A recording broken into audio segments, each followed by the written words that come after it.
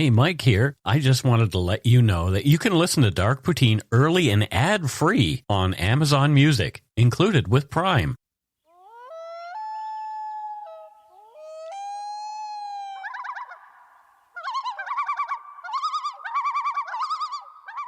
Welcome back to Dark Poutine. I'm Mike Brown. Across the table from me, as per usual, is my good friend Matthew. Say hello, Matthew. Hello, Matthew. I didn't mean it that way. Hi, everybody. Good. Good. He takes direction. He's hired. The views, information, and opinions expressed during the Dark Poutine podcast are solely those of the producer and do not necessarily represent those of Curious Cast, its affiliate, Global News, nor their parent company, Chorus Entertainment. Dark Poutine is not for the faint of heart or squeamish. Our content is often intense and some listeners may find it disturbing. We're not experts on the topics we present, nor are we journalists. We are ordinary Canadian schmucks chatting about crime and the dark side of history. Let's get to it. Put on your toque, grab yourself a double-double and a Nanaimo bar. It's time to scarf down some dark poutine. 2 all-beef host special Steve, good eggs, cheese, bad apples, all in a sesame seed bun. Oh, of course you gotta have the bun. The bun's the best bit. No, it's not. So bready.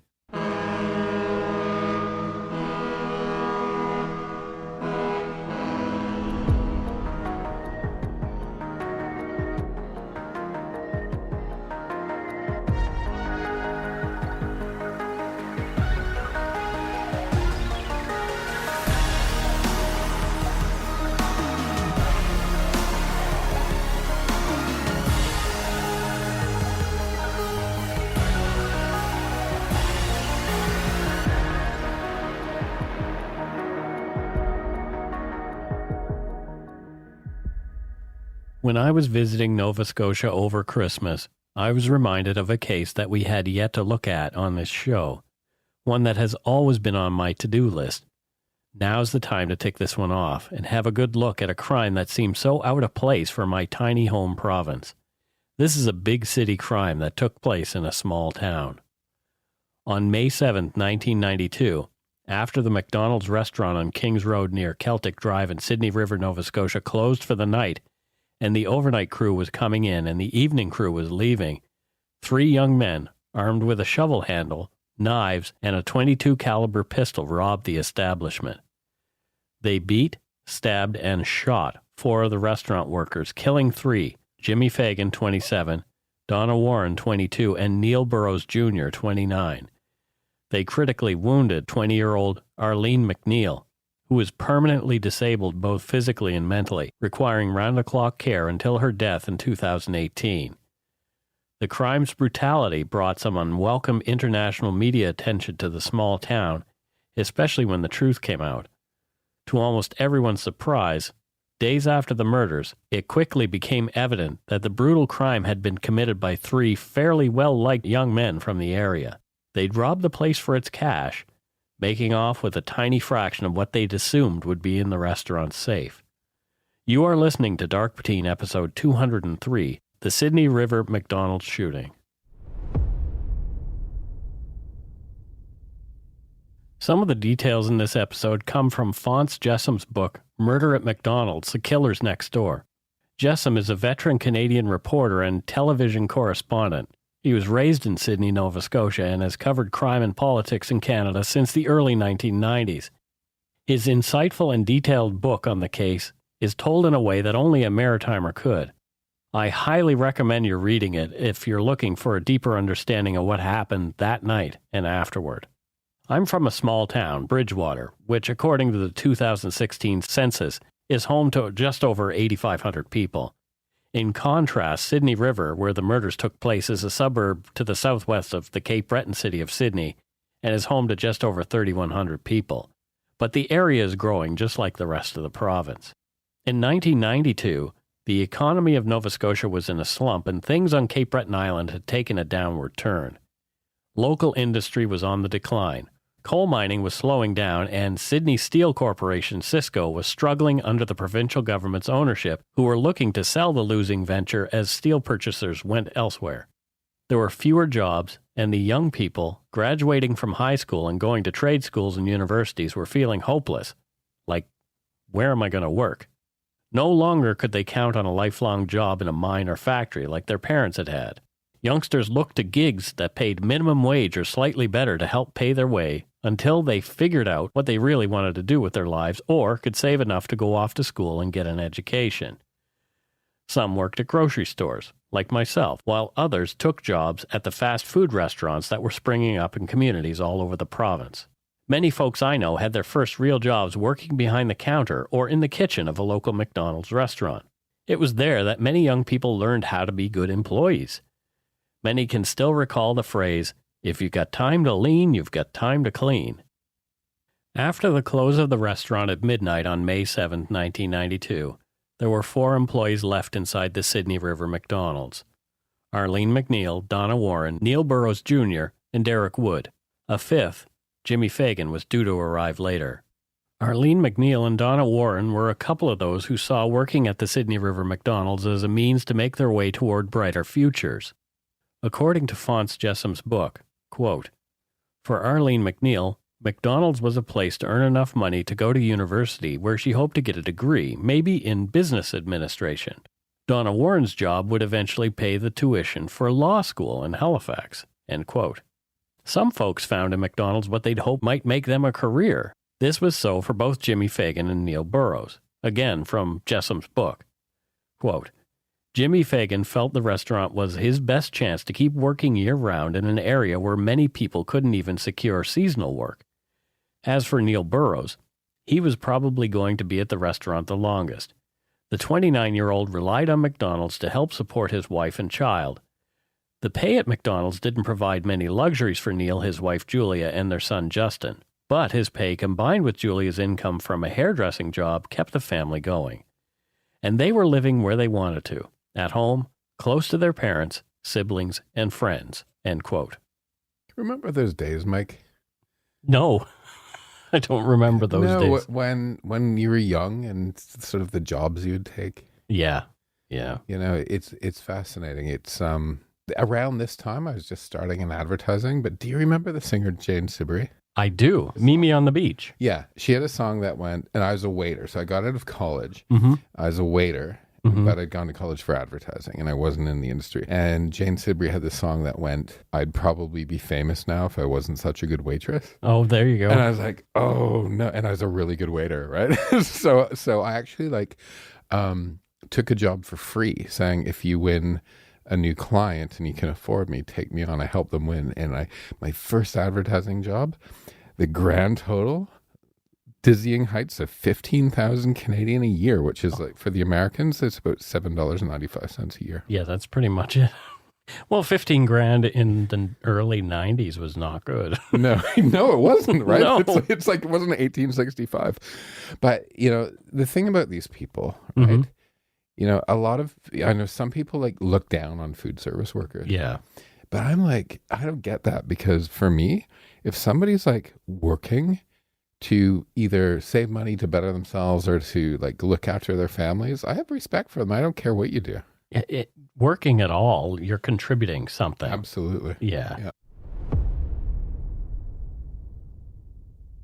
Derek Anthony Wood had dropped out of high school and needed something to do. So McDonald's was, in his mind, pretty much his only option. He'd only recently started at the restaurant. According to Jessom's book and other sources, Wood was not very talkative and always seemed to have a dark cloud hanging over his head. Friends indicated Derek had been struggling since his parents' divorce, and his mom had subsequently moved out west.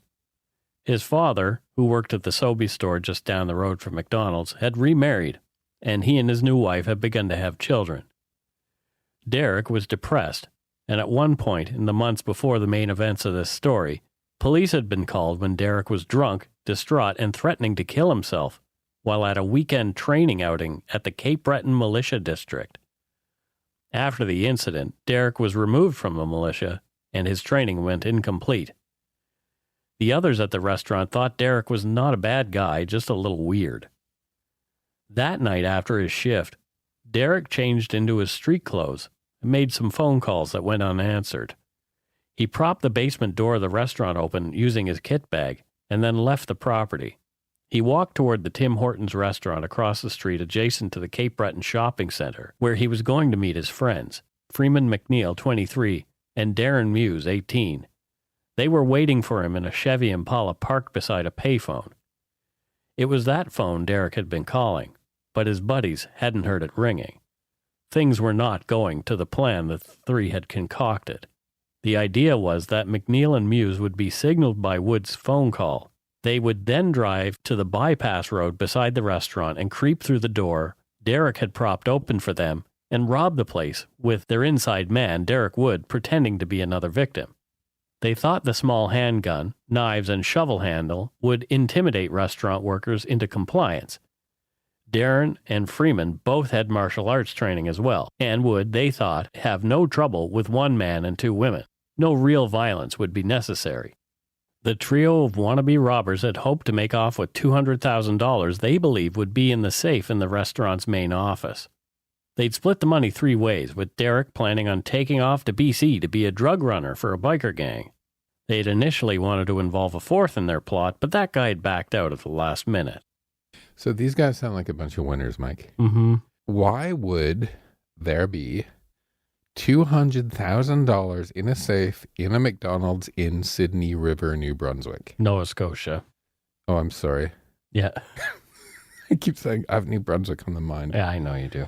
I'm going to go there soon. So I looked this up. The average, while you're talking there, the average McDonald's revenue is $2.2 million a year. Yep. And after everything's all paid out, a franchise owner makes about, on average, $150,000 a year. Sure. So, okay, Sydney River, small, as you said. Yeah, pretty small. Probably not sort of at the average, probably a bit less. Why would these guys think they're 200? No McDonald's that size would keep $200,000 in a safe. Well, it doesn't sound like they were rocket surgeons. Rocket surgeons. or brain scientists. Yeah, well, I know. Well, that works actually. Yeah, it does. Yeah. So these guys are morons thinking there'd be $200,000 windfall. The kind of person who gets to the point where they think it's a good idea to rob a McDonald's, in particular the one that they work in. Yeah. Probably not the sharpest tool in the shed. I think operative word is tool. Yeah. After Derek's departure, there were 3 employees left in the restaurant. Neil Burroughs, the maintenance worker, was cleaning in the kitchen. He was working the 11 p.m. to 7 a.m. shift that night. Arlene MacNeil, an employee, and Donna Warren, the shift manager, were in the basement chatting and preparing to leave for the night when they were surprised, confronted by 3 men coming out of the darkened hallway that led toward the basement door. One of them, Darren Muse, was wearing a Halloween mask. Freeman MacNeil, imposing at over 6 feet tall, had a shovel handle in his hand, and Derek Wood, a fellow McDonald's employee, stood in front of the women with a pistol in his hand. It must have taken a moment to register what was happening. According to Phonse Jessum's murder at McDonald's, Donna asked, "What's going on?" Derek Wood took a moment, looked at his accomplices, and his response to Donna's question was to raise his gun and shoot Arlene MacNeil in the face at point-blank range. Donna fell to her knees beside Arlene, who now lay bleeding on the floor. Donna was screaming and crying, but otherwise frozen with fear, staying put just as she was told to do by the robbers. The bad guys ran up the stairs, knowing the only male left in the restaurant was upstairs cleaning. Neil had not heard a thing that had been going on. The concrete floor and his cleaning equipment had drowned out any sign of the fracas happening in the basement beneath him. Neil Burroughs was crouched down on one knee, cleaning in the kitchen. Derek Wood shot him in the head from behind. Burroughs collapsed, but was still alive, and then tried to get up. Darren Muse jumped on top of the wounded man and stabbed him in the neck in an attempt to slash Neil's throat and dispatch him, but it didn't kill him. As Neil begged for help, Darren Muse yelled at Freeman MacNeil that his victim would not die. MacNeil brutally beat Neil Burroughs in the head with a shovel handle, but Neil still moaned and asked for help. Derek Wood then shot him twice more in the head, but the third shot was not necessary. The second one had killed him. The young father was dead. In the meantime, Derek Wood had dragged a horrified and tearful Donna Warren upstairs and ordered her to open the safe. As soon as the safe was opened, Derek Wood shot Donna Warren in the back of the head. She collapsed on the floor as Derek went through the safe and took all the money out, putting it into a bag. It was less than the group had assumed would be there, a lot less. The proceeds would not be $200,000, but $2,017.27, a tiny fraction of the take they'd hoped for. Perhaps it was anger at the realization of the small amount of money that made Derek Wood do what he did next. As he left the office, he turned to Donna Warren, laying on the floor, bleeding, begging for help, and executed her, shooting her through the eye. The group briefly discussed returning downstairs to finish off Arlene MacNeil, who still lay in the basement where she'd been shot. The trio collectively thought it was time to go. It was getting too risky. They'd been there too long. It was during this discussion, just after 1 a.m., that Jimmy Fagan arrived early for his shift. And we'll take a break right here.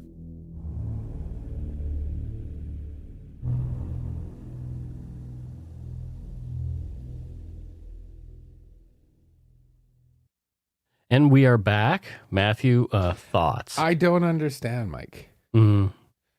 Like, okay, I'm hoping in the second half you're going to help me understand what the motive is for murdering these people and permanently maiming this woman. Yeah.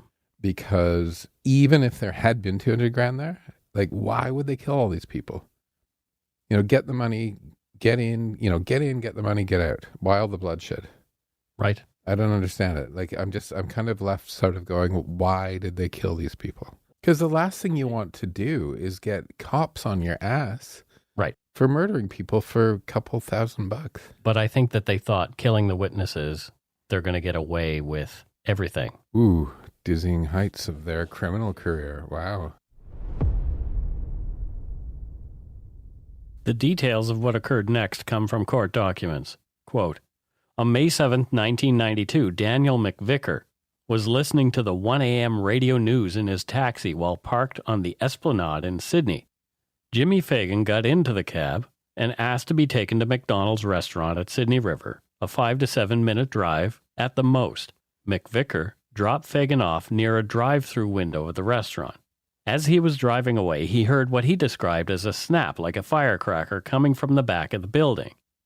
He looked back and saw two people running away on the sidewalk. He could not describe them except that he thought he saw a tote bag swinging as they ran. He then drove back to the rear door of the restaurant and saw Fagan's body in the doorway. At 1:07 a.m., he radioed his dispatcher for help. John McGinnis, another taxi driver, received a call on his radio while parked on George Street in Sydney. He reached McDonald's restaurant no more than 2 minutes later. McVicker was in his taxi there with the doors locked. The two men went to Mr. Fagan. McGinnis rolled him over and discovered that he had been shot in the forehead but was still alive. On entering the restaurant, on the main floor, he discovered Donna Warren in the office containing the safe. She was badly injured with much blood in her chest area and what appeared to be brain matter coming from her nose. She was still alive but not speaking. He then saw the body of Neil Burroughs in the kitchen area in a pool of blood. End quote. The taxi dispatcher called the RCMP detachment in Sydney at 1:09 a.m., and Corporal Kevin Cleary rushed from the detachment to the McDonald's, arriving only minutes after being dispatched. Quote, Corporal Kevin Cleary drove from the detachment and was the first officer to arrive at the scene. Within seconds, he was joined by Constable Jensen, and the officers entered the restaurant with guns drawn. They discovered Fagan, Burroughs, and Warren on the main floor. They found Arlene MacNeil at the foot of the stairs leading to the basement. She was alive but seriously injured. The scene was exceptionally bloody and was videotaped at 3 a.m. on May 7th. Jimmy Fagan was alive but barely, having been shot once in the forehead. He and Arlene were rushed to a nearby hospital, but Jimmy's wound was too severe and he died the next day. Arlene was hanging on, also just barely. As she slowly improved, it was evident that although she was going to pull through, she would be much the worse for wear. The bullet wound she'd received had damaged her badly. severely disabling her physically and impairing her cognitively for the rest of her life. Arlene's bright future and any hope of independence moving forward had been snuffed out in that instant where Derek Wood pulled the trigger. At 1:20 a.m., a call came into the RCMP detachment in Sydney. It was Derek Wood. He was calling from King's convenience store in Sydney River. Over the next 3 minutes, he spun his tale. He said that he had been outside McDonald's with the door open having a smoke when he heard a bang inside and fled. While Derek was spinning his load of bullshit to the cops, the two other perpetrators went to work getting rid of anything they thought would tie them to the crime.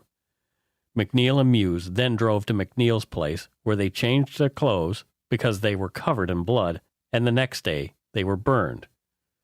While at MacNeil's house, they opened the cash box recovered from McDonald's, which contained only about $1,700, and some of which was given to MacNeil and the rest taken by Muse. They then headed over to a girlfriend's house and, on the way, disposed of the cash box, Darren's shoes, and 2 knives after fingerprints had been wiped from them. Muse was taken to his home, but he did not have his keys, so he hid the money back of his house, and MacNeil drove him downtown and left him at a place where his father would later pick him up. MacNeil then headed for his girlfriend's house to perfect his alibi. At 3:30 a.m., the streets surrounding the McDonald's restaurant had been cordoned off by RCMP to investigate the most serious crime scene in that area up to that point and since. Constable John McDonald of the Sydney detachment of the RCMP was directing traffic at the intersection of Kenwood Drive and Kings Road, not far from the restaurant, when he was approached by Derek Wood. According to court documents, Derek told his story again, that he was, quote, at McDonald's when the shootings occurred. He had heard the shots and ran, end quote. Constable McDonald later said that Derek, quote, appeared pale and confused. McDonald asked Derek to hang around, which he did. Not leaving his assigned duty, Constable McDonald radioed for assistance with the apparent witness, and Corporal Brian Stoyak, who'd been at the crime scene since around 1:40 a.m., drove to Kenwood Drive and Kings Road to meet Derek Wood and chat with him in Stoyak's cruiser. Stoyak noticed a cut with dried blood on one of Derek's fingers on his right hand. When Stoyak inquired about the cut, Derek claimed he'd cut it the day before with a knife. Stoyak thought Derek's story about the cut seemed to be odd, as it looked much fresher and had not been cleaned or tended to in any way. The constable drove Derek back to the scene, and between 3:54 and 4:10, Derek retold his story. Stoyak took an exculpatory statement from him. In that statement, Derek Wood said that he was working at McDonald's that night from 8:30 p.m. He punched out at 12:20 a.m. He then had a smoke with another employee in the lobby, following which he assisted Arlene MacNeil with some work. After changing clothes, he opened the basement door to smoke. He was on his second cigarette when he heard 2 gunshots and heard who he thought was Donna Warren scream. He ran from the scene, arriving at King's convenience store where he used the phone. He did not go home because he was, quote, too hyper. Subsequent evidence from the daily timesheets from McDonald's showed that Derek Wood punched out at 12:01, some 20 minutes before the time given in his statement, and just a little over 1 hour before the murders. End quote. Derek walked the officer through his supposed route after running away. Again, later that morning, Derek made more statements to Stoyak and other officers at the detachment, but they were not always consistent. His timelines were not adding up, and more details seemed to be forthcoming as the interview progressed. Derek also offered that he had used his kit bag found at the scene to prop open the basement doors, and had left it when he fled, explaining away its existence there. However, evidence found at the restaurant by way of footprints indicated that the perpetrators had entered through the basement door. One of them had been wearing Reebok sneakers. The tread pattern was later discovered to match the sneakers that Derek had been wearing and were subsequently booked into evidence. There were other inconsistencies, too. The basement door was very difficult to close from the outside, as Wood had led the police to believe he had done. No cigarette butts could be found outside the door in the area where Derek said that he had discarded at least one butt. And there was the cut on Derek's finger that appeared too fresh to have occurred the day previous. At 1:10 p.m. that afternoon, Derek Wood was arrested for 2 charges of attempted murder, 2 charges of murder, and 1 of armed robbery. Before asking for a lawyer, Derek Wood made a few statements, and after speaking with his lawyer, he talked some more. At one point before speaking with his lawyer, Wood said, "I don't know as much as you think I know. I don't know where the gun is." End quote. Again, his story changed. Derek was now claiming he had walked around in front of the Tim Hortons before returning to the McDonald's. Perhaps trying to explain away his footprints, he now said that he went back in through the basement door and locked it. He said that it was then that he heard a single shot and didn't hear any screams. From court documents, here's one of the RCMP members present recounting Derek Wood's story. Quote, "He said he kept walking inside and then he saw Arlene on the floor near the basement stair door leading to the upper floor. He said he opened this door. When he looked upstairs, he could see 2 fellows running out of the garbage room door and saw a body laying on the floor at the entrance to the door. He said one fellow was carrying a kit bag and the other was wearing a mask over his head. He said he could tell it was a mask even from the back. He said he went up the stairs and went out the same door that the 2 fellows he saw ran out. Wood said he was running across the back lot and realized he was behind the 2 fellows. He could see them running towards the highway through the field. Wood said that when he realized this, that he ran around the far side of the house located on the right-hand side of McDonald's. He still maintained that he couldn't recall how he had gotten from the restaurant to the Sydney River Bridge. He stated that he was scared and that he saw the police go by while he was calling to report the incident from King's Convenience." End quote. This story seemed to be the one that Wood was now sticking to. Pending further investigation, Derek Wood was released from custody at about 7 a.m. on May 8th. News of the brutal murders flew around Nova Scotia, and it was very quickly a big story in the media across the country. Everyone in the region was terrified that such a brutal crime could happen in a peaceful, typically safe and small community like Sydney River. They wanted the perpetrators to be caught swiftly, of course. Cops suspected Derek Wood's involvement, but they needed more evidence. Derek had mentioned that Freeman had dropped him off at work that night, and when they talked to Freeman, his behavior was sketchy and he was evasive. He also mentioned being with Darren Muse that night. Darren was interviewed too, and his story didn't make a lot of sense either, but it was beginning to look as though the cops had their 3 suspects. 8 days after the murder, another man, Gregory Lawrence, an acquaintance of Derek Wood's, came forward with a damning story that also implicated Freeman MacNeil and Darren Muse in the crime and tied them to Derek Wood. From court documents, quote, "Lawrence said that he was approached a week or 2 before the robbery and murders by Darren Muse at Tim Hortons on Charlotte Street in Sydney. Muse asked him to go outside where he met Freeman MacNeil, whose car was parked in front of Tim Hortons. Present were Muse, MacNeil, and Derek Wood. Derek Wood was sitting inside the car. As Lawrence remained outside the car, he was asked if he wanted to participate in a robbery at a place for the sum of $20,000. It was proposed that he brace an outside door and use a club to knock out anyone who tried to escape. It was anticipated that $80,000 would be obtained from the safe. The whole conversation lasted 5 to 10 minutes. Lawrence refused to get involved. 2 days earlier, he had seen a duffel bag with clothes and a mask in it in Freeman MacNeil's car. The next night after the robbery had been proposed to him, he saw a gun and a duffel bag in the trunk of MacNeil's car. The gun was a chrome .22 caliber pistol with a wooden handle. Derek Wood, Darren Muse, and Freeman MacNeil were there when he saw this gun. There was discussion about robbing McDonald's during the evening. MacNeil told him that he had gotten the gun from his girlfriend's stepfather. End quote. Why wouldn't this guy have tipped off the police if he knew that this was happening? Well, there you go. This is a good question. And I kind of figured that you would ask this question at this point. But if you think about it, these guys had never done anything like this before. Right. Maybe they all had reputations as bullshitters. Right. You know, it's like 18-year-old kids talking about doing. We're gonna rob a place. We're going to rob this place. It's like, yeah, you're not going to do that. Oh, this guy must feel horrible for He has to feel horrible, which is why he came forward later, I'm Yeah. sure. Well, good for him on that, right? Yeah. Yeah. After this evidence came to light, it was now time for the police to make their move. Cops had had their eyes on all three of the suspects since they'd first become aware of them. They were all arrested around the same time.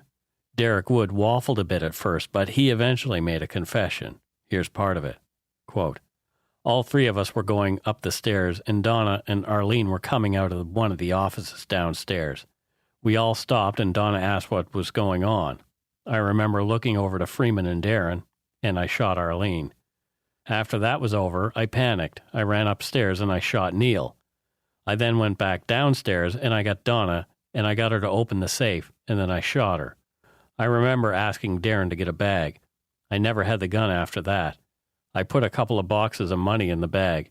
I grabbed the stuff, and I went out the back door. Then Freeman and Darren were there. I opened up the door, and I started running out. I seen Jimmy, and Freeman shot him, and we took off to the car. I told Freeman and Darren that I left my kit bag back there. So we drove from where we parked back to the Sydney River Bridge. I ran from there to King's convenience store. I called the police from there, and I called Lawrence Muller. As I said, he was home asleep. I told Lawrence that there was a shooting at McDonald's, and I asked Lawrence if he would come down and pick me up. He put me on hold, and I think he fell asleep. I then left King's convenience store and went on a walk. I walked up to Freeman's house and back. That is when I went up to the roadblock. That is when the RCMP officer picked me up. End quote. Mike, I like to think that if I called you and you were asleep and I said there's been a shooting at my place of employ and I wanted you to come and collect me, that you wouldn't put me on hold and fall asleep. No, I wouldn't put you on hold and fall asleep because I would be probably pretty worked up at this point. Yeah. And concerned for you. Yeah. Matthew might be hurt. But also I'd be concerned for myself. So I would have a lot of questions to ask you. Namely, is the shooting still ongoing? Are you involved, Matthew? Are you involved in the shooting? Is if I drive there, will there be a possibility that I too become shot? Do I need bulletproof car? Yeah. So I don't get that. How did this guy put him on hold and fall asleep? I don't know. It's very weird. Well, it was like a Thursday, or I guess like a Thursday more. It was like late at night. Maybe he was super high. It could have been. Smoked a big old indica doobie and or just, thought, oh, here's this guy again, just wound up and being weird. Okay. Just don't put me on hold, please, if I ever call you like that. I won't. Thanks. I promise. By 11:30 on the day of the arrest, the police had obtained a full confession from Wood and a partial confession from MacNeil. Muse was the last to confess. Darren Muse and MacNeil also had failed polygraph tests. After talking about Arlene MacNeil's shooting, Darren Muse gave his version of what happened next. Quote, I heard a shot upstairs. Derek came down and he grabbed the other woman. He took her upstairs into the office. I saw a man bleeding on the floor over by the sink. He looked at me. He was shot in the head very badly. The way he was looking at me, I don't know how to describe it. I felt like I had to help him in some way. I knew he was going to die, and I couldn't see him suffer, so I stabbed him. He stopped moving, so I thought he was dead and felt no more pain. Around this time, I heard a shot coming from the office and ran over to see what it was, and I saw Derek in the safe and a woman laid up against the wall bleeding. Freeman yelled for me to bring the gun. Derek passed me the gun.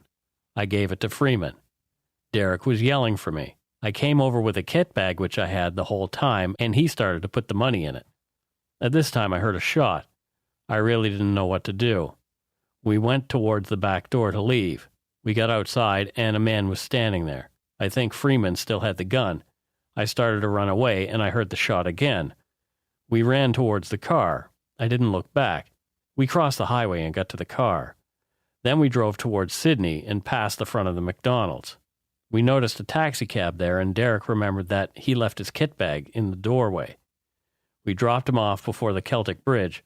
He said he would run and call the cops. Police. End quote.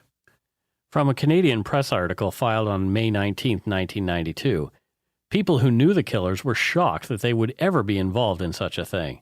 Quote, "All three are former students of our school," said Bob McKenzie, principal of Riverview Rural High School in nearby Coxheath. "They were regular students." Further on in the same article, quote, "I knew Darren Muse since grade 7, said a former Riverview student who wanted to remain anonymous. "He was the type of kid who wore deck shoes, baggy pants, and polo shirts. He wasn't the type of kid you would expect to be involved in this type of thing. I saw him after it happened. He was acting strangely, but I thought he was just being weird." End quote. Derek Wood was the first to go to trial. Although Arlene MacNeil was alive, she was in no way capable of testifying. Her brain damage was too severe. Her mere presence in the courtroom, though, spoke volumes. Derek Wood was found guilty of first-degree murder and was given 2 terms of life imprisonment with parole eligibility after he'd served his full 25 years. He also got 2 10-year terms for unlawful confinement and armed robbery.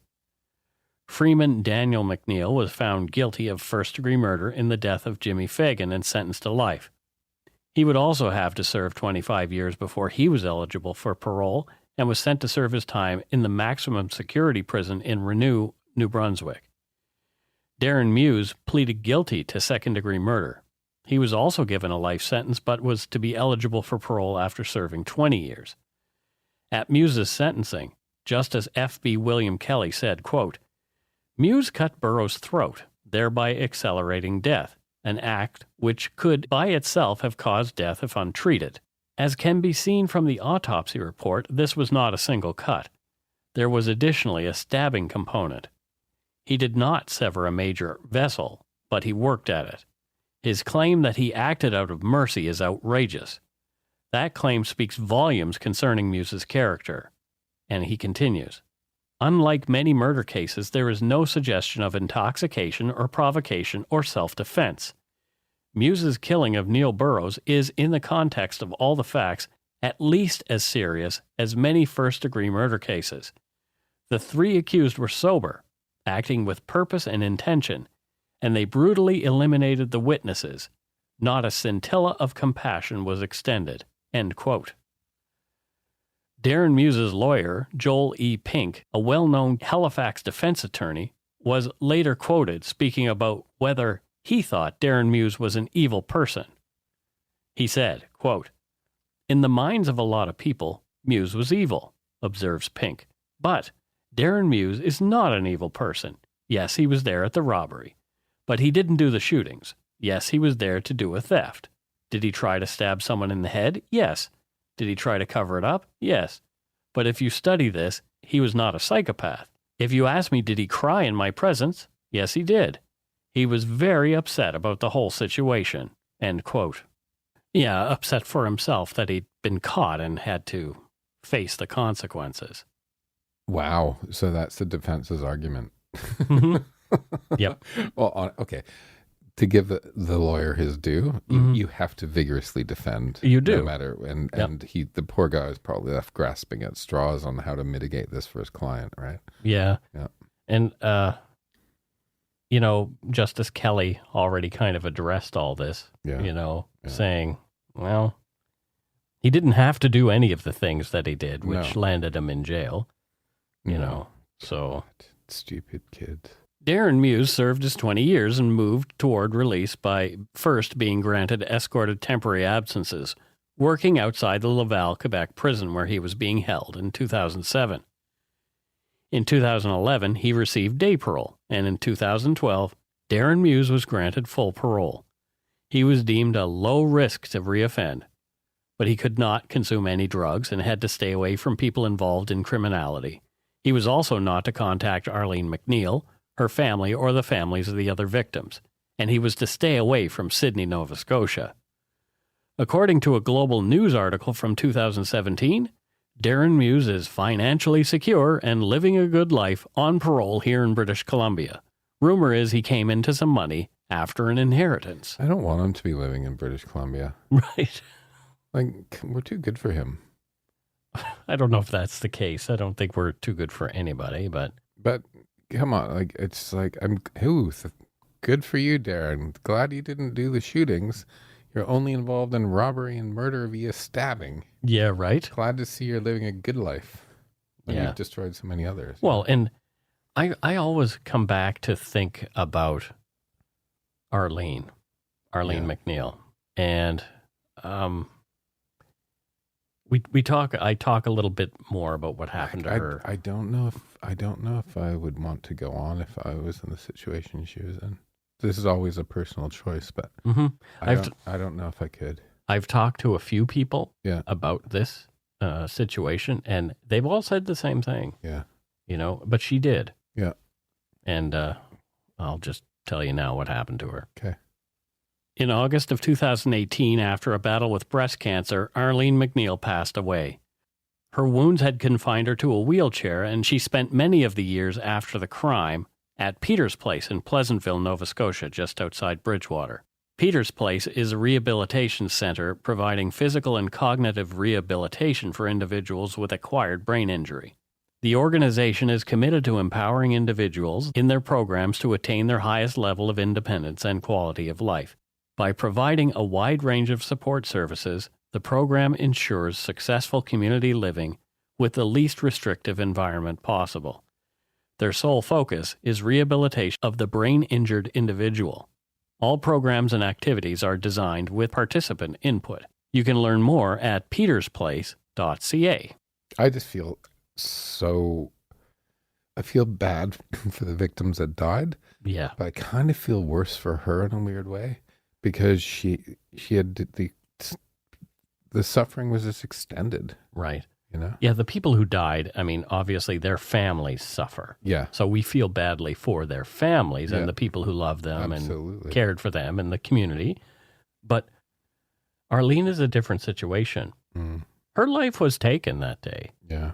She had designs on going to university and getting her business administration degree and Right. Like, doing all the things that a normal... she was moving forward in life. Yeah, exactly. She was saving up her money to go to school and she wanted to move forward. She was a pretty girl. Yeah.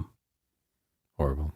But yeah, like all of those things were removed from her Yeah. at that point in time when Twitbird shot her, like I'm hoping that she had moments of joy and happiness with family, even though she's in the situation. I'm sure she did. And that, and I wouldn't judge anyone, obviously, totally everyone's situation, but I don't know if I could She did do have that. people who loved her. Yeah. Her folks loved her. Yeah. And Poor cared woman. for her the best they could. For them as well. Yeah. Like, I just feel so bad for her. Mm-hmm. Ugh. As of this telling, Freeman MacNeil and Derek Wood are still behind bars. Although Wood has made many appeals for his release, he's been refused to this point as his caretakers indicate a fear he might reoffend. So this episode is really leaving me cold, Mike. Yeah. I like to have like some good reason of either like, okay, he was insane, so it was insanity and it was true, or there was a love triangle and it was the heat of the moment, but this one, it just seems so like this is the most senseless one that we've done. Yep. I agree. Totally senseless. Like, and I can't imagine being the families of these people where there's just a total senselessness to it. Yeah, I don't understand the thinking that gets you to the point when you're 18 and 23 years old where you think that robbing the McDonald's that you work in is a good idea. But at the same time, I do recall a crime of a similar ilk that happened in my hometown in the early 1990s. And they were kids that I knew that perpetrated the crime. What'd they do? They went into a convenience store to rob it with a shotgun. And luckily, the shop owner had the wherewithal to realize, wait a minute, that's a broken shotgun. Right. Like, it's not going to work. I'm not getting shot here. Mm-hmm. So he beat the crap out of the guys with a golf club. Good. Yeah. Like, they got beaten with a golf club. Then, after that, they got charged and sent to jail. Good. And one of them, right before he was about to get out of jail, escaped from custody. So you're in a minimum security prison because armed robbery is not murder. So eventually you're moved to a minimum security prison. And this guy just walked away, and it was like a month or weeks from... Why would you do that? That's a great question. People are morons. That is a great question. So he ended up back in with more time because he had escaped. He had almost served his full term. Wow. So it's not even a parole situation where he's going to get out and get on parole. He had almost served his full term, walks away from the prison, and ends up back inside. Like... It's something just occurred to me. Mm-hmm. If you do your full sentence, you're not on parole when you leave. No, you're not. You just leave. Yeah. For some reason, I just thought, oh, they just watch you for a while, even after you've. No, but if you've done your thing, that's you've paid your due to society, right? Yeah, but okay. I digress. So back to motive. Yeah, those guys, what the motive was they were bored and they'd seen a few movies where people do those kind of things, and they wanted to see what it was like, to see if they could get away with it. So, but they knew these people. Mm-hmm. I have right. They didn't even have the it's total strangers, so life doesn't matter because I don't know them. You know, if not that that's an excuse, but like they knew this is a small town and they worked with these people. Yep. Horrible. Well, the same situation in my hometown. So yeah just very weird. It was a weird time back there. Things were depressed and people were feeling really hopeless. And I'm not making an excuse for those guys, why they did the things that they did, but I think it might have contributed to their mindset. Is the economy better on the East Coast now? Things are improving. It's really hard to find a place to live that's affordable now because people are taking their money from here in BC and moving back. And so in Toronto, lots of places, because it's, I guess with COVID, it's like, hey, we're kind of at home all the time, so why live in a really expensive city? Yeah, so real estate prices are skyrocketing, making it really tough for somebody who is new to even find an apartment, is having a hard, are people who are new, even just to get an apartment, are having a hard time finding a place to live. Who would have thunk? Right? Nova Scotia. Yeah. But that's the way it is. It seems that way across Canada now. I mean, there are still places where you can buy a house for, $100,000 if you want to. But typically those are the places that nobody wants to live. Cold. Yeah, exactly. So I don't know. It looked like, I don't want to sound like an old fuddy-duddy and an old grump, but I think our economy is screwed. It just seems that way. It just seems like, we're having trouble with supply chain. People aren't able to, not willing to go back to work. The real estate prices are insane in Canada. Yeah. Like I look at prices in America. Yeah. And I'm like, wow. Oh. What can you give for $1 million in the United States compared to $1 million here? A lot. It's incredible. And yeah. It's just so weird. Yeah. Anyway. That's a whole other podcast, I think. Yeah. But that's it for Dark Poutine episode 203, the Sydney River McDonald shooting. And boy, am I ever glad to move on to voicemails after that one. Yes.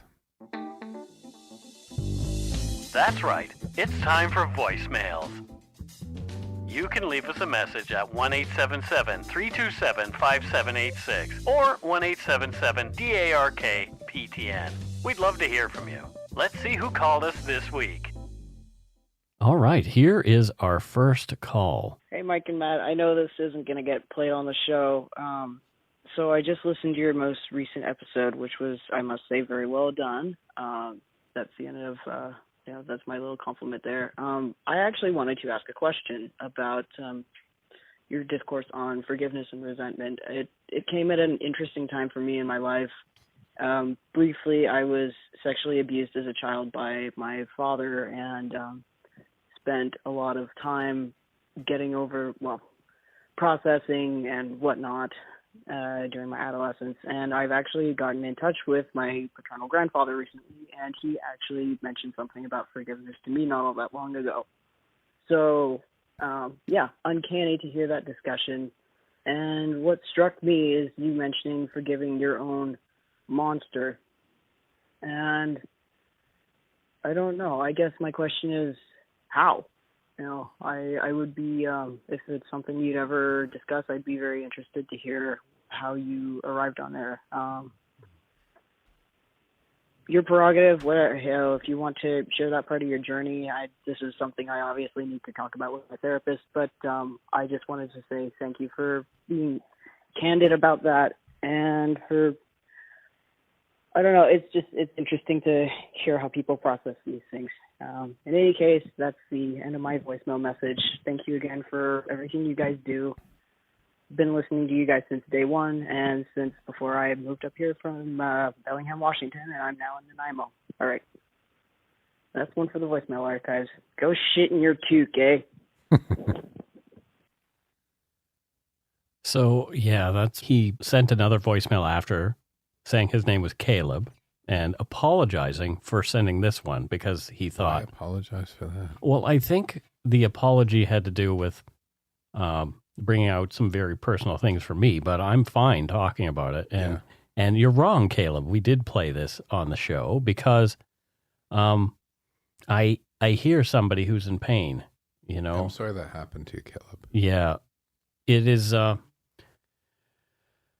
forgiveness is a tough thing, and the way I went about forgiving the person who did that to me, it wasn't my father. I didn't have a relationship with that person at all, before or after. So maybe my forgiveness was a little easier than what you have to process. I don't know. It's different. But I wrote about it a lot. I've talked about it a lot. I've, given this guy to the universe. You know, there is something in the universe, I believe, that takes care of us all. I don't want to get into it. That's very personal, but for my own spiritual health, I had to come to a place where I don't let this person own me anymore, because that guy owned me and my thoughts for years.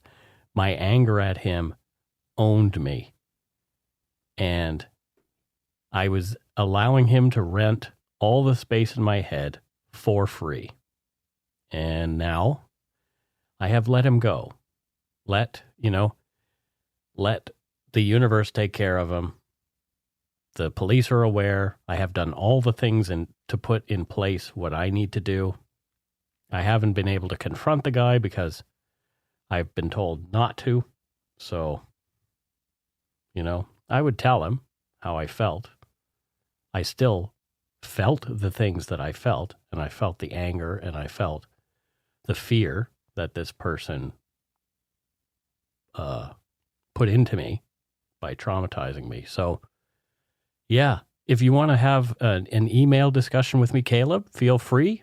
darkpoteenpodcast@gmail.com, and you and I will have some back and forth about this because, it's a tough thing. It is not an easy thing.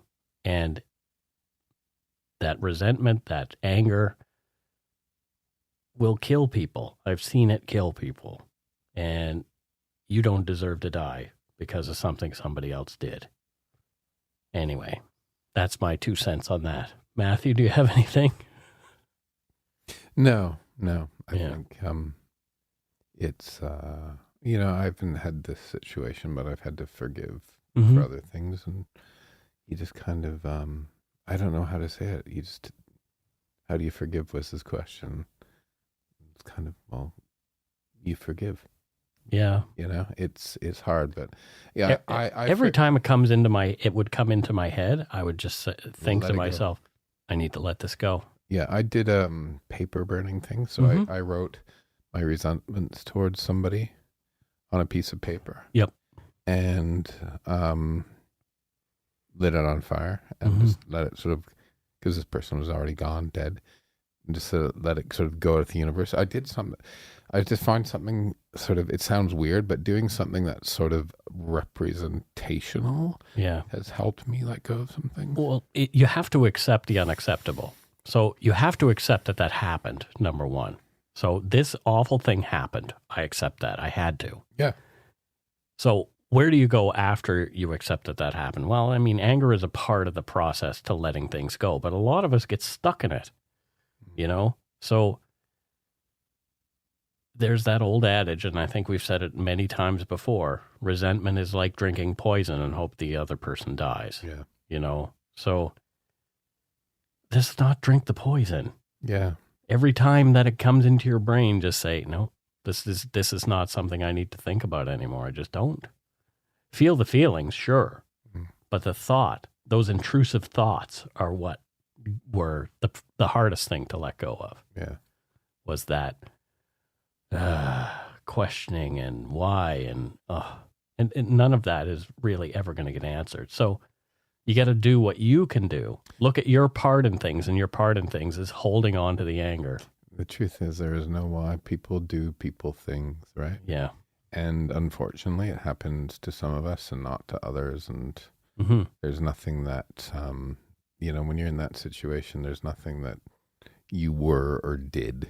Yeah. It's just, So feel free, Caleb, like I said, to reach out to me. Yeah, I'll do that. Let's listen to another voicemail. Hey, Dr. Teen. This is Maddie from Cambridge, Ontario. Not long ago, y'all's name caught my eye on Spotify. I found it quite funny, so I actually clicked on it, which I don't often do.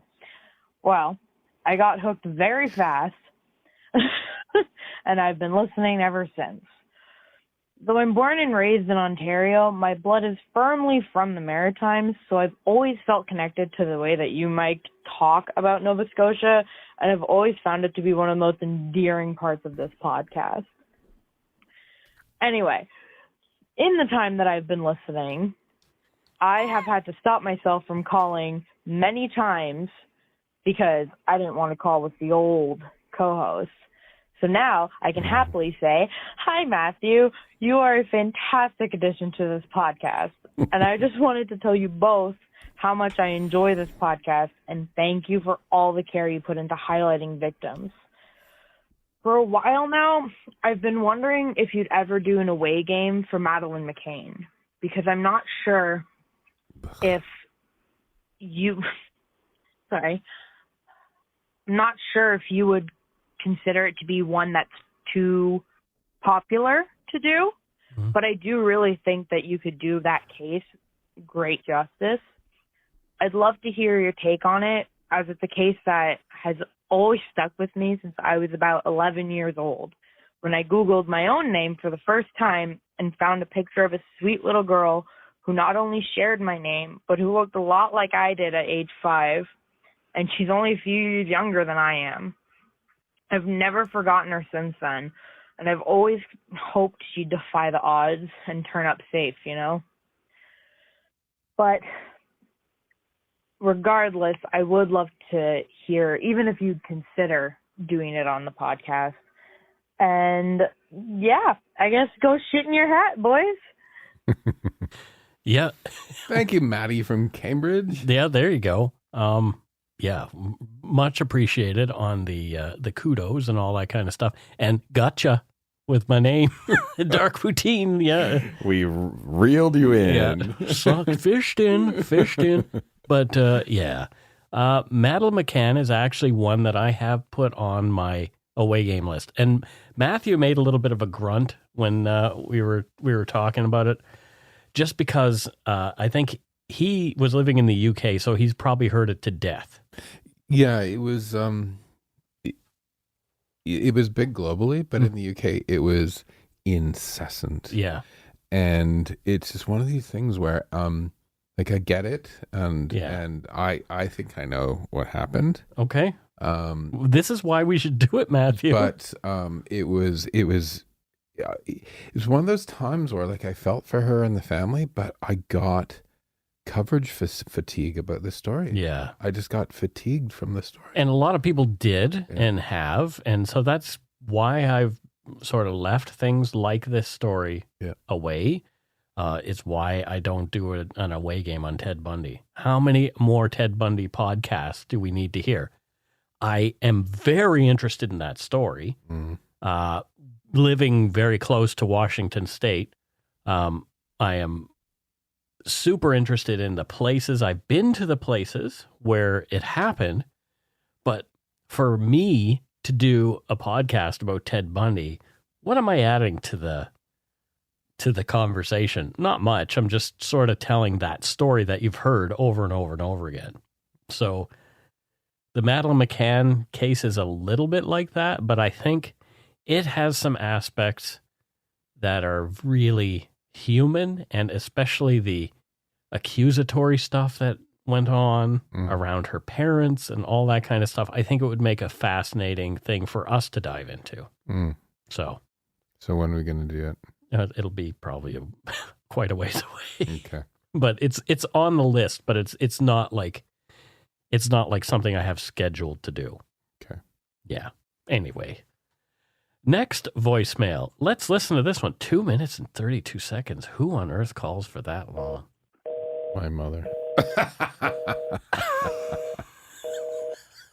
This is the best call that we've ever had. Yeah, I guess so. So I haven't heard a busy signal in years. Do you want to play that for 2 minutes? No, I'm not going to play that for 2 minutes. So yeah, I guess somebody called. Thanks for calling. Thanks for calling and hanging up. I have your phone number, so I'm about to call you back. No, I'm just kidding. Can you imagine? We should do that sometime. Just randomly call somebody who's called in live on air. Yeah, just say, hey, you called in and you left a really rude voicemail. And we want to have a conversation with you right now. Is that okay? Some people don't like that I use the word dick, it seems. You don't? Yeah. Let's call her. No. All right. There's one more. Let's listen to this one. Hi, Mike. Hi, Matthew. This is Annie calling from Portage and Maine in Winnipeg and Manitoba. Wanted to call in and give you a few notes. You talked about Portage and Maine and the Underground Passage. There are entrances at several intersections and buildings around Portage and Maine, but right under Portage and Maine is kind of a human roundabout, which is officially called the Circus. It's a perfectly round walkway with drop-offs at all the high-rises at the intersection. On either side of the circus are straighter sections with shopping and services. Fun fact, that video of the man pooping in the planter was filmed in the underground at one of the building turnoffs. So that was a really good segue and completely on point. In regards to why there are no pedestrian corridors outside the street level, it's actually not about the cold. It's about traffic. Somewhere along the line, some planners decided they didn't want to allow pedestrians crossing because of the traffic. It might be unsafe. It's 4 streets with turning lanes. And also the traffic lights if people crossed at street level. The lights would need to be red longer, and that would be inconvenient to all the commuters trying to get back to their suburban homes. The argument also being that no one lives downtown or walks downtown, so the cars are given priority over pedestrians. I live downtown. I walk everywhere downtown. So go shit in your hat, or if you don't have a hat, maybe you can poop in an obliging planter. Thank you so much for your wonderful podcast. I will continue to listen. Oh my goodness. Oh, Annie, we love you. This is Annie, the civil engineer calling. I know, that's awesome. Yeah. So I love that. I love that they pronounce it portage instead of portage.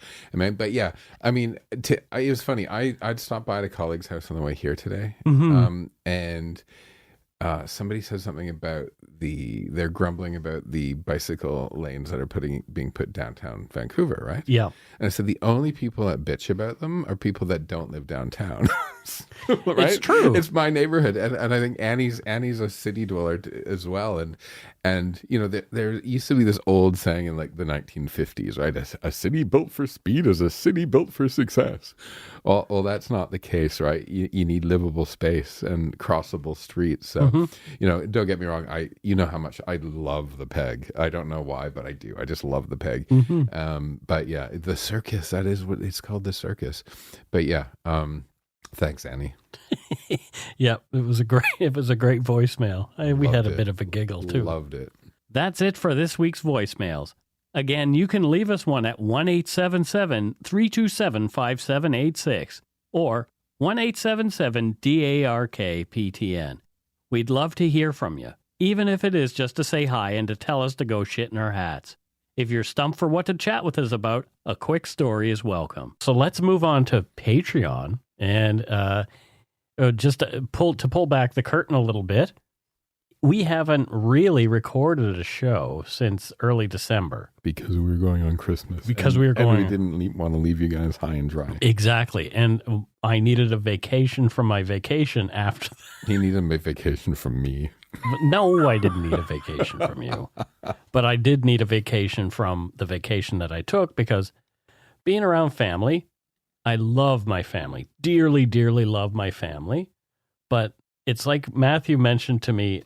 Ram Dass. Yeah, what Ram Dass said. Can you... If you think you've achieved spiritual enlightenment, spend a week with your family. Exactly. With your parents. Yeah. Exactly. So it's not that my parents did anything wrong or anything while we were there. They're just being parents. But they're just being parents. And I'm not used to being parented anymore.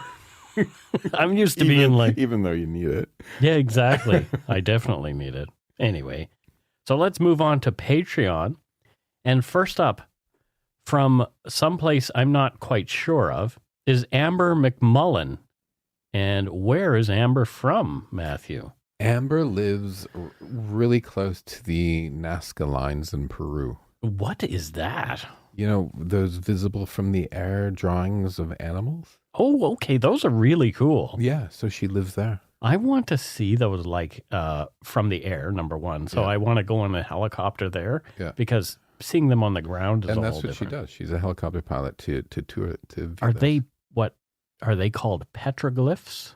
I think that's what they're called. Yeah. Yeah. If they're carved into rock, I believe they're petroglyphs. Okay. Anyway, well, thank you. And what does she do there? She flies the helicopter tours. Oh, well, there you go. That answers that question.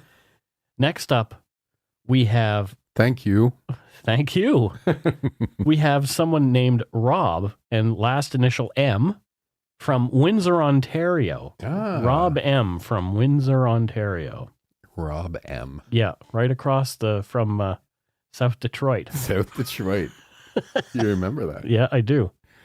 South Detroit. Yes. Oh, dear. What does Rob do? Well, I'm curious what he does. I think he works for one of the auto manufacturers. Of course he does. If he's in Windsor, probably that's the case. Or the casino. Oh, really? Is there a casino there? Yes. I've never been.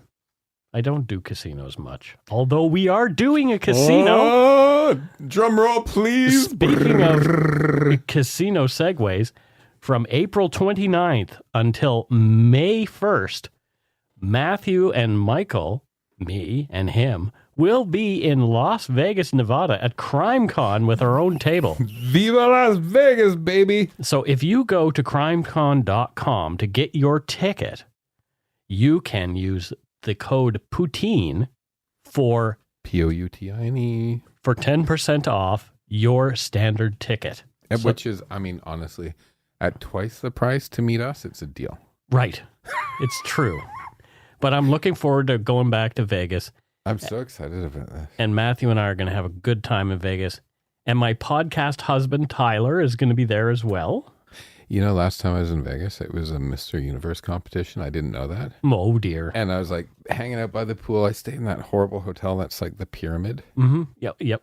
Horrible hotel.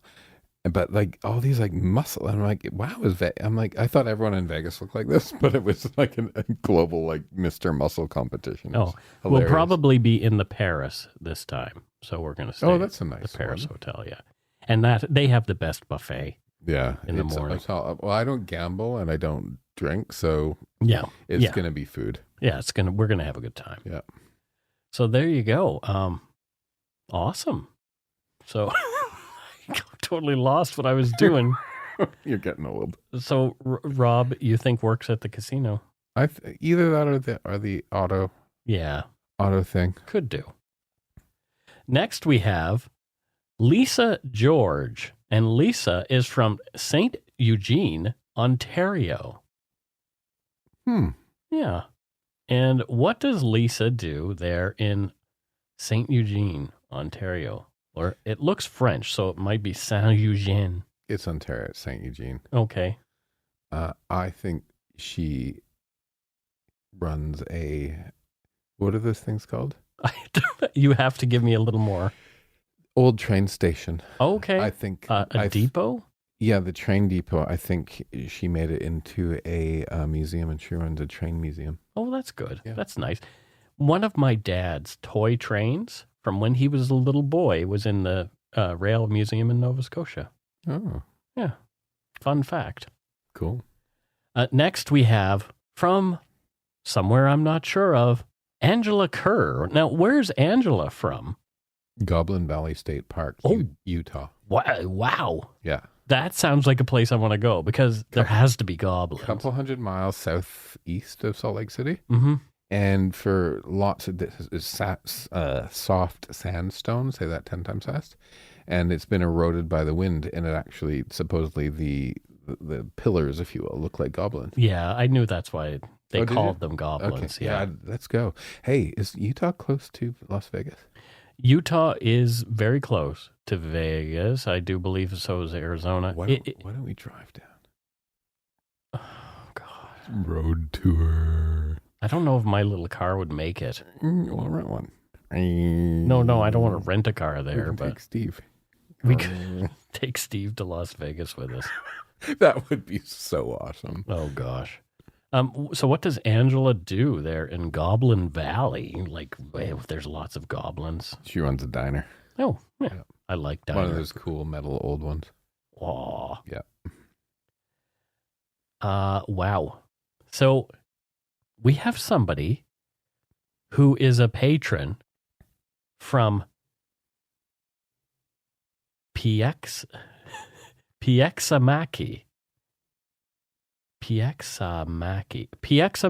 Finland. And I hope I'm pronouncing it correctly because there's umlauts over the A's. There's no way of pronouncing that. There's no way I'm pronouncing it correctly. But Taro Tikkanen. Hello, Taro Tikkanen. Yeah. And Tikkanen, there's lots of hockey players named Tikkanen. So I wonder if Taro Tikkanen is a hockey player. I think they are. Yeah. Professional. Finnish league. Plays for Team Finland. Actually, I think for Team Canada. Oh, wow. Yeah. Really? Yeah. Did a little transfer over here. Interesting. So why still living in Finland and transferred to... So it's a long commute. Just a mailing address, I guess. Yeah. Well, thank you so much for playing hockey for Team Canada. Thank you. And here's a funny... I don't know if this is your real first name, but I know this is your real last name. It's Huyen Nguyen. So isn't it interesting that I knew how to pronounce that last name? It's Nguyen, and it's pronounced Nguyen. I've known some Nguyens. Yeah, but the reason I know that is because Episode. I had a person named Janet who worked for me. Oh, Yeah. I thought you did. Yeah, she's an actress in Ontario. Oh, I thought you did an episode where there was a Nguyen as well. I might have. Okay. But yeah, so I don't know where Huyen Nguyen lives. Chocolate Hills of the Bohol Island in the Philippines. Well, that sounds like fun. Yeah. Chocolate hills, are the hills actually made of chocolate? Well, the foliage goes from lush green to brown during the dry season. Oh, And, but yeah, so Ian runs a chocolate factory there. well, there you go. Mm-hmm. It's instead of Charlie in the chocolate factory, it's Huyen Nguyen in the chocolate factory. Chocolate Hills forever. I watched that movie last night. There you go. Yesterday. Have you seen it?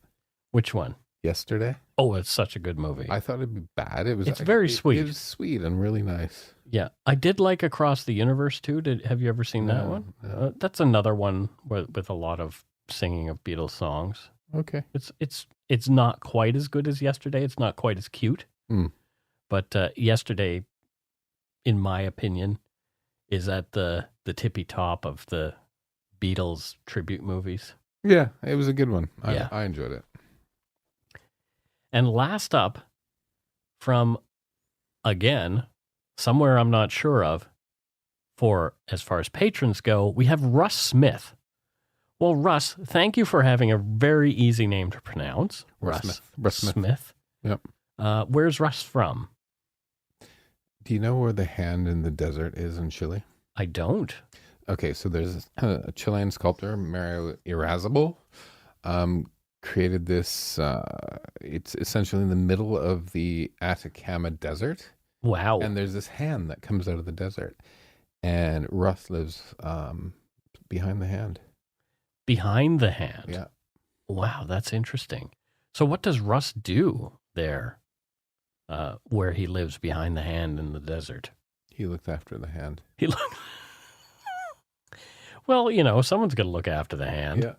As long as they're not talking to the hand. Talk to the hand, Russ. Yeah, that's what he just tells people to talk to the hand. Thank you, Russ. Thank you, everybody, for helping with Patreons. Absolutely. So we did get some donut money. Yay. And it looks like quite a few people ponied up some donut money, which was Good. really, really nice. Especially this time of year is particularly hard because Patreon goes down. People are trying to pay their bills from Christmas and they realize, well, I'm still with Dark Poutine. I should probably ditch them for a while. Yeah, I get it. And right? then some don't come back.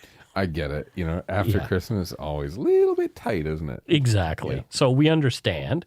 But we have Emily Matty's Designs sent us some donut money, and she says, I love you both so much. Enjoy some donuts, Nanaimo bars, or even some butter tarts.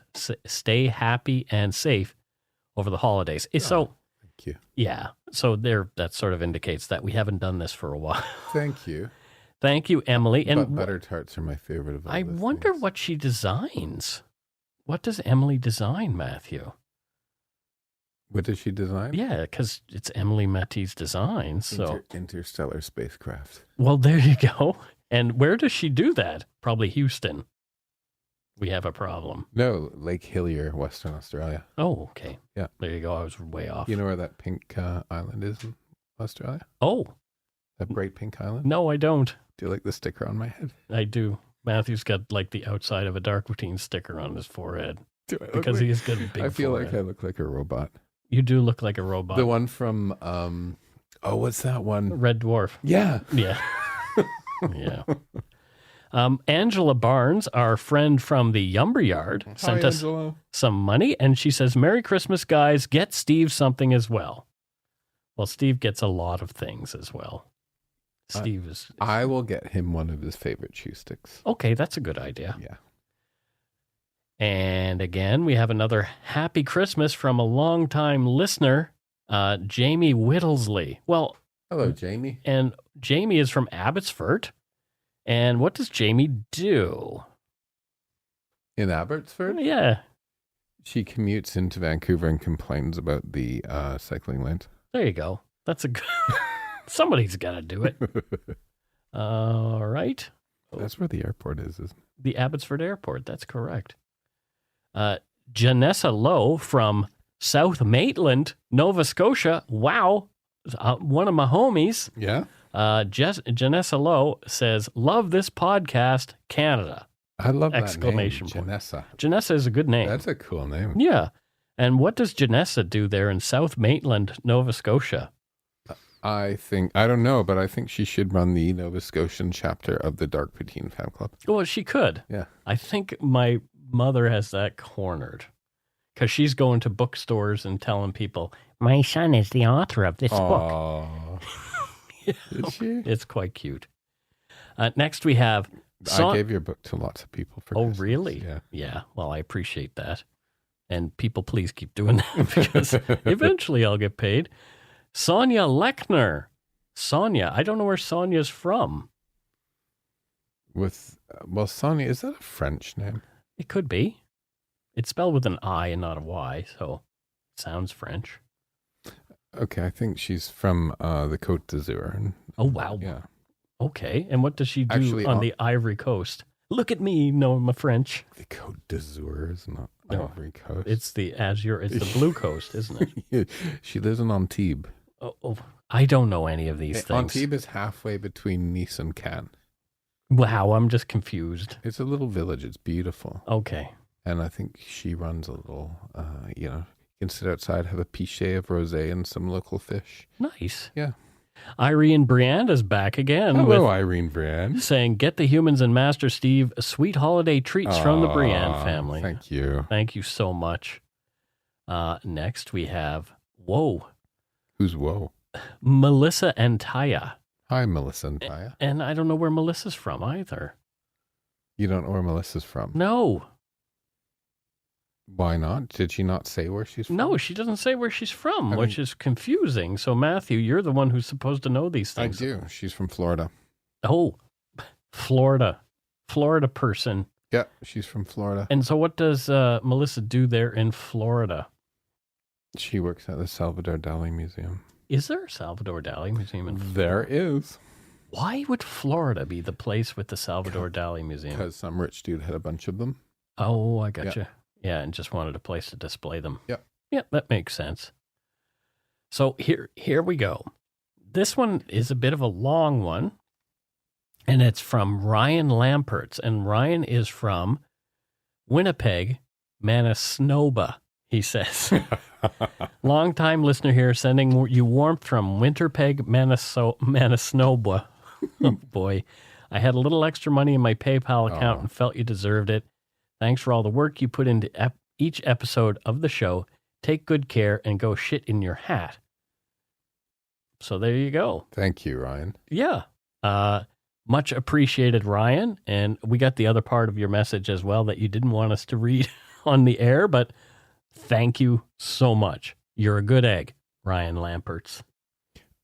You can tell me what it says later. Yeah? I will tell you what Thank it you, says Ryan. later. Because Matthew gets the inside.